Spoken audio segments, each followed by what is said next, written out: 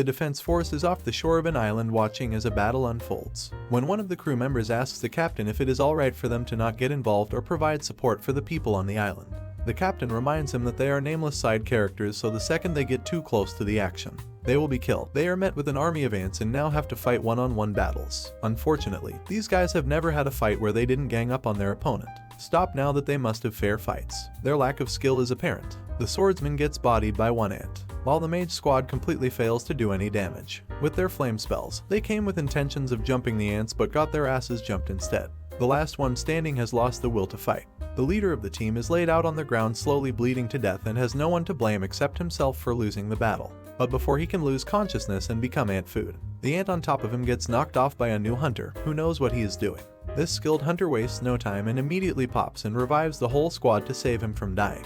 But in doing so, he leaves his back wide open for the ants to attack. However, he didn't come here alone and had his team members save him with a lightning strike. Meanwhile, another one of his teammates, Baek Yoon-ho, is busy manhandling the ants with nothing but his fists, and the lightning wielder soon joins in his backup. These are some of the few S-ranked hunters. Once the two have taken care of most of the ants, they tell the healer, Min Byung-jae, that he went too far out ahead of them, which is too reckless to be doing in a situation like this. He apologizes, but he needs to rush out to save these people as soon as possible. Besides, he has faith in their ability to keep him safe. While he healed them, soon after a giant white ant appeared. Although it doesn't look like this is the boss, it is most likely the leader of the monsters here, so he leaves the injured people in the care of Byung-jae and tells Yoon-sok to join him in battle to take down this monster. They both charge forward and ready their weapons for an attack, so the ant attacks Byung-jae first. He holds it in place while Yoon-sok comes in from above and hits it with a lightning strike. While the ant is stunned from the shock, Byung-jae takes the opportunity to rip off its mandibles, enraging the ant and causing it to kick him away, but he wasn't done yet as he used those same mandibles as projectiles and launched them straight through the abdomen of the ant, killing it in one blow.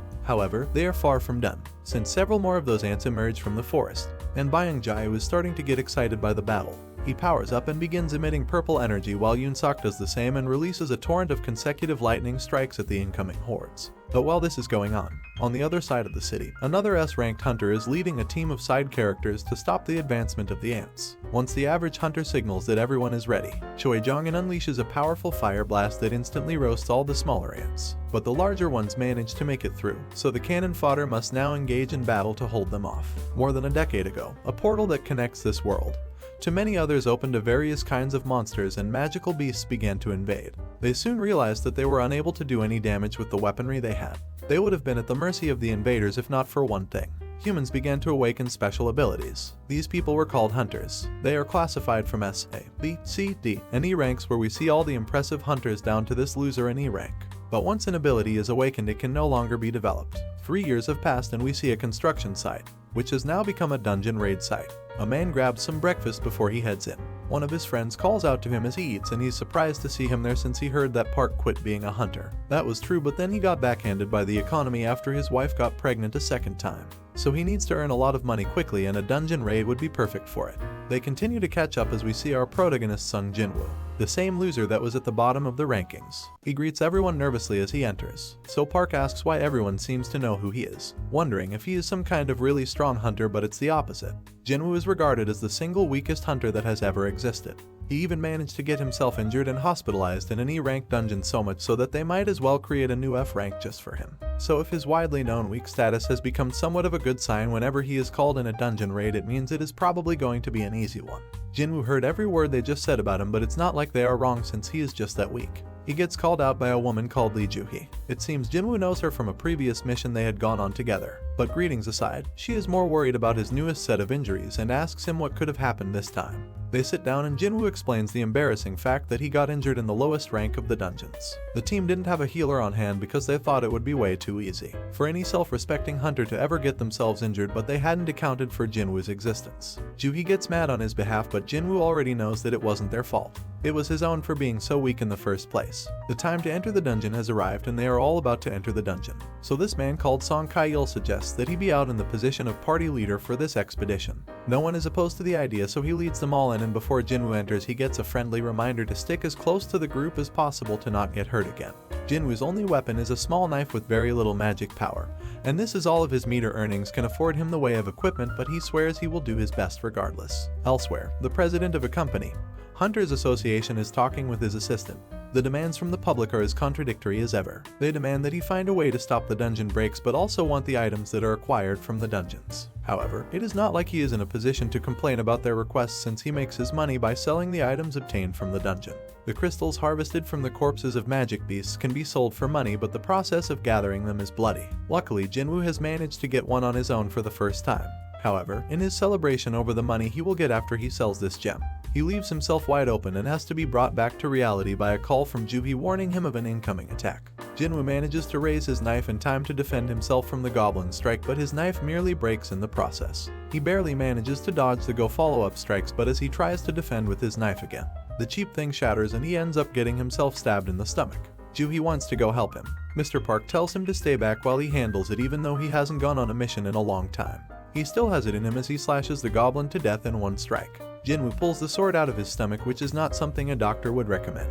Mr. Park tells him to recover while he takes care of the next magical beasts in his place. He asks Juhi to heal Jin-Woo while they have the time, so she heads over to him and begins the process. She puts her hand over the gushing wound and starts healing him. As a light gathers around her hands, Jin-Woo seems to be recovering slightly. On the other side of the cave, Jin-Woo can see the rest of the hunters doing their jobs, and he probably feels like both because of his injury and the injury to his pride after he promised himself that he would do well this time. We go to live with the top-of-the-line equipment and magic gems being sold in this world. All things that Jin-Woo will never be able to enjoy in his lifetime. Mana crystals harvested from the dungeon can be used as weapons as well, but their effectiveness is inferior to that of magic gems. However, President Go-Gunhee has received a new government mandate that wants to use mana crystals as a new form of energy production, since it is safer than nuclear energy but still more efficient than any other form of renewable energy that exists in the world. So it is the ideal source of energy. Thus, the government is researching methods to generate electricity from the use of magic gems and mana crystals, making hunters even more crucial to society at large. Meanwhile, in the dungeon, the party has just managed to take down a werewolf and is celebrating their victory over it. While Jin-Woo is over in the corner getting healed up again, he's the only one who managed to get seriously hurt. Junhee was on his side earlier, but now after seeing how badly he keeps getting injured in fights, she is starting to question why he could become a hunter in the first place. If this keeps up, he's going to end up with injuries that are too severe for her to treat at some point. He apologizes, but Juhi isn't interested in his apology. Instead, she wants him to be more careful with himself in the future. Jin-Woo looks over to the rest of the hunters, and they are busy splitting up the loot according to the work that was done in battle. And if we're talking about team contributions, then Jin-Woo did nothing for the entire fight. So after this whole mission, all he has to show for it is a single E-rank magic gem and a broken dagger which he spent his life savings on. He is starting to reconsider coming out here and risking his life just to make no money. But then one guy on the team calls everyone's attention to a huge hole, and they all gather around to figure out what this thing is. It looks like a cave, but they are in a dungeon, so it is much more likely that happens to be a double dungeon. It's rare, but they've heard of it before, and their hunch is confirmed by the fact that they've already killed the dungeon boss. Yet it hasn't started closing like a regular dungeon. Would it seem like there will be more profit to be made deeper in the dungeon? Song Kye-il tries to be the voice of reason and tells everyone that normal protocol is to inform the association of the double dungeon and follow the instructions that they give afterward. The team doesn't want to do that, since it would mean that they give up the rights to all the untapped loot that is probably waiting for them down there. Then Mr. Park says the words that never lead to anything good.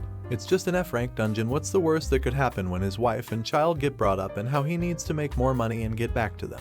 Yeah, I'm calling it now, he's not making it back from this. Song Kye-il understands the point they are trying to make, but he wants to listen to everyone's opinions before he decides on the matter. The team members all speak up with a mix of approval of the plan to venture deeper and realize that this is a clear death flag. In total, there are 6 votes for going into the cave and 6 votes for going home. So someone needs to break that tie, and the only one left who hasn't voted is Jin-Woo.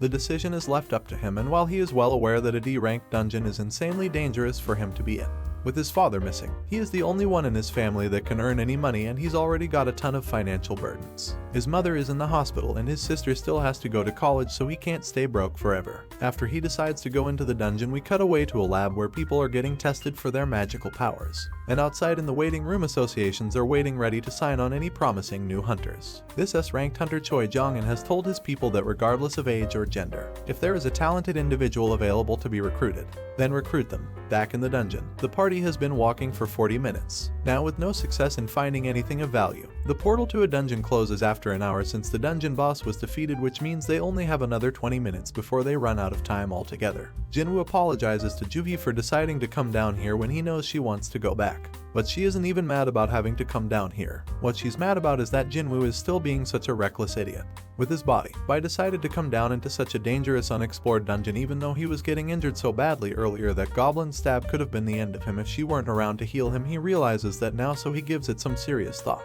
Kai-il sees that Jin-Woo is finally taking her safety concerns seriously, and that gets her to calm down a bit, but to make it up to her she wants Jin-Woo to get dinner with her. After this, Jin-Woo gets flustered, but before he can answer, the party arrives at the boss's room. They enter, and I'm sure you are all familiar with this room with the giant statues. They are at a loss for what they are supposed to do here, but find some writing on the walls. While it is being read by Song Kai-il, Juhi gets freaked out because she's pretty sure the eyes of the statue just moved. The doors to the room suddenly slam shut, and one member of the team who didn't want to come in the first place recognizes that something is wrong and tries to leave. But his exit is cut short as he is cut in half by one of the guard statues. Everyone starts freaking out because not only did someone just die, he was taken out in an instant with power that none of them can handle. Jin-Woo looks back to the main statue hoping that it doesn't move as well, but to his horror, it looks back at him. Jin-Woo has lived through enough near-death experiences to know that this is one of them, so he yells for everyone to get down before it is too late.